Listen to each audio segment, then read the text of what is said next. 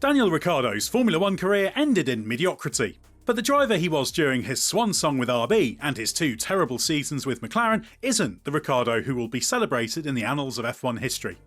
He may have bowed out as an also-ran, but in his pomp, Ricciardo was outstanding. There were even occasions, 2 seasons in fact, where you can make a compelling case that he was the best performing driver in Formula 1. That might come as a surprise to those who witnessed him only in recent years, when there's been no more than very occasional glimpses of the Ricciardo of old and results have been patchy. But forget the driver who finished in the points only 11 times and took 4th in this year's Miami Sprint in his last 50 Grand Prix. Ricciardo was something else in his glory years. That's earned him not only countless fans on track, but also respect from rivals on it. He was once even publicly hailed by Fernando Alonso as the best driver in F1.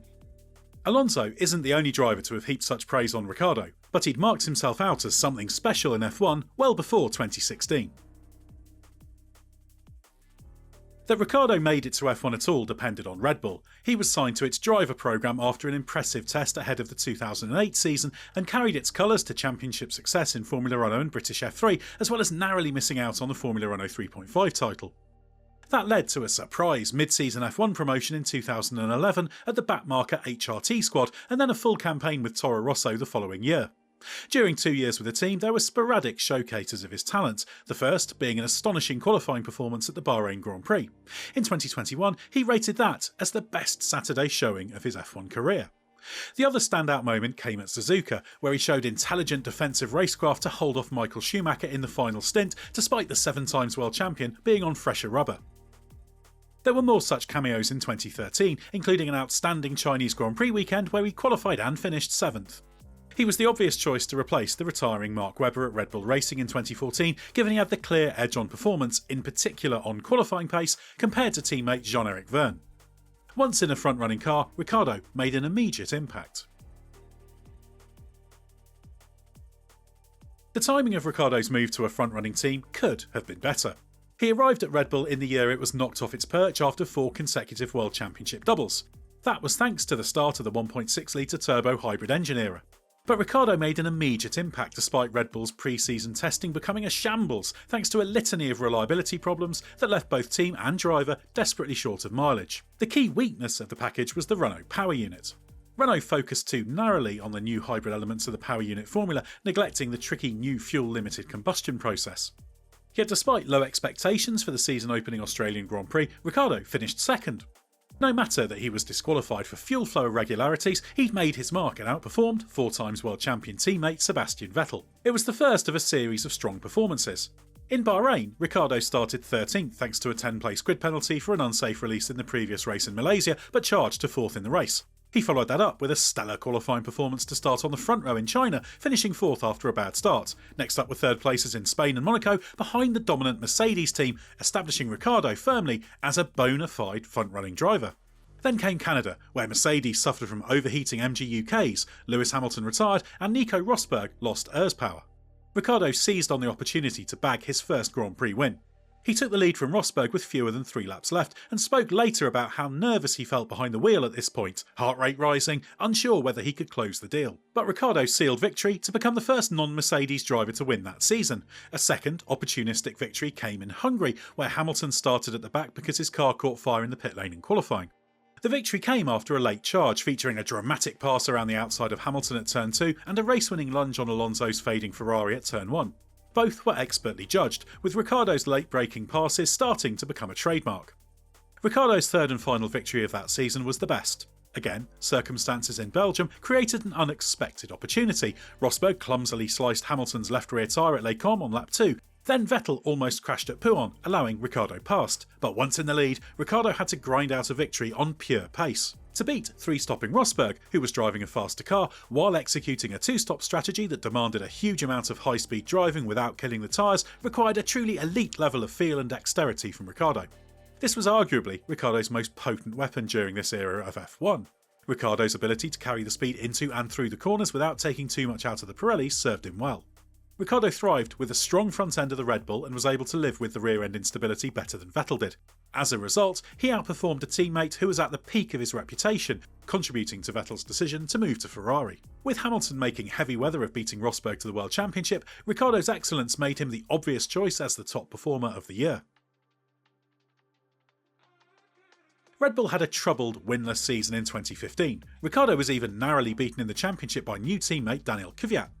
However, Ricciardo was emphatically the stronger Red Bull driver. The points comparison was grossly distorted by the fact that Ricciardo had the worst of the reliability when the car was stronger in the second half of the season. And with so many Renault engine problems, while in overall qualifying head-to-head comparison Ricciardo was ahead by just 12 to 7, there were only 10 qualifying sessions when a fair comparison could be made.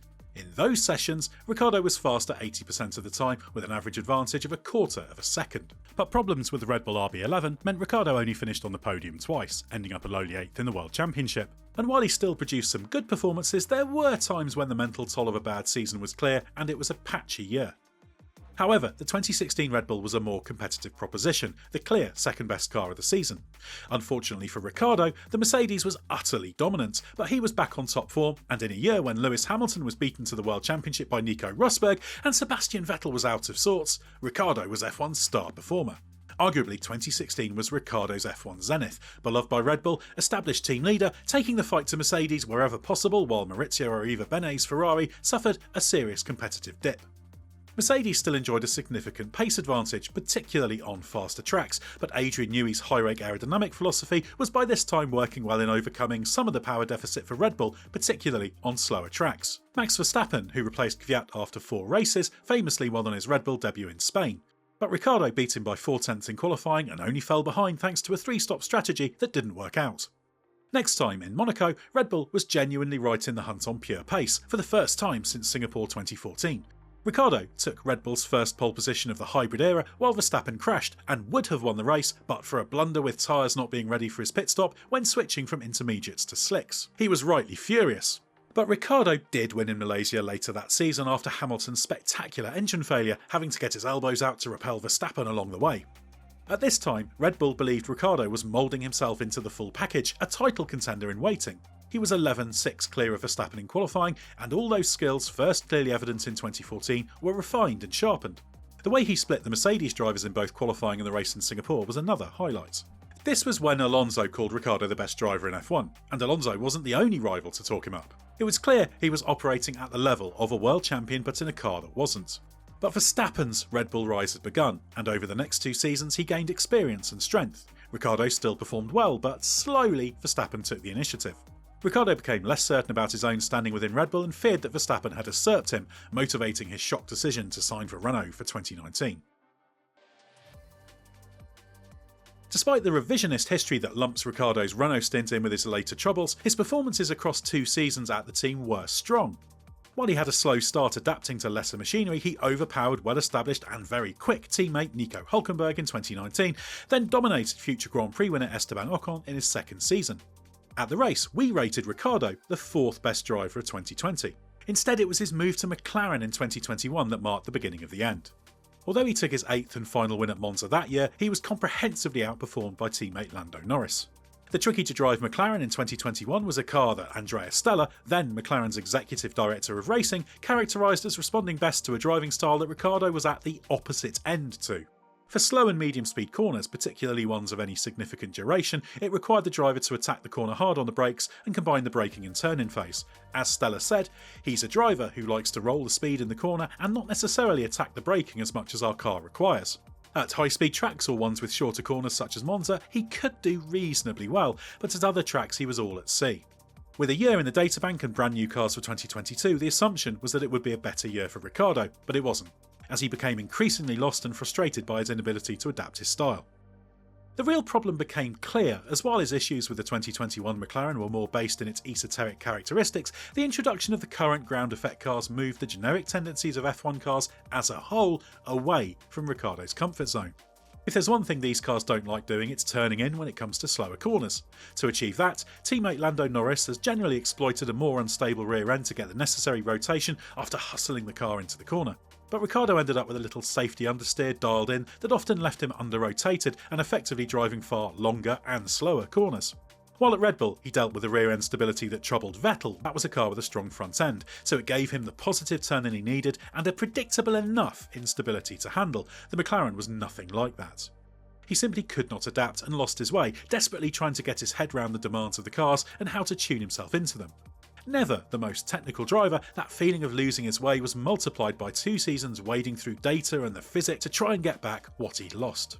Ricciardo never cracked it. On his return with AlphaTauri in 2023, he initially made some promising progress, helping the team adapt its setup from one that worked best with late braking and aggressive turning, as favoured by teammate Yuki Tsunoda and Pierre Gasly, who had led the team so well prior to that year. But Ricciardo seemed to hit a brick wall. Performances fluctuated, with every corner turn that promised a fresh start inevitably frustrated by a downturn. Ricciardo sought a simpler approach, one that wouldn't leave him lost in the technical intricacies that he couldn't get on top of, and while it worked sometimes, it didn't consistently. In this period, his technical weakness and the fact he wasn't as adaptable as he needed to be proved his undoing. Ricciardo also questioned whether age had worked against him, and the next generation of drivers had pushed the level beyond what he could consistently reach. Whatever the reasons, in his final seasons, Ricciardo was a capable driver, but no more than that. The McLaren and RB years exposed limitations that weren't a problem during his glory days. At his best, Ricciardo was absolutely capable of winning a world championship. Both 2014 and 2016 proved that he had what it took when in a car that offered the strong front end and level of rear stability he thrived with. He will be remembered for his spectacular overtakes, the brilliantly executed victories and a breezy approach that served him well for so long, until, in those later years, it didn't. That places him among a group of drivers who could have won a world championship had the stars aligned. That's a level few who race in F1 reach. His legacy will be of an outstanding driver, one who earned legions of fans. And that question of what if will always hang over him, given he never had a car capable of fighting for the world championship when he was in his pomp.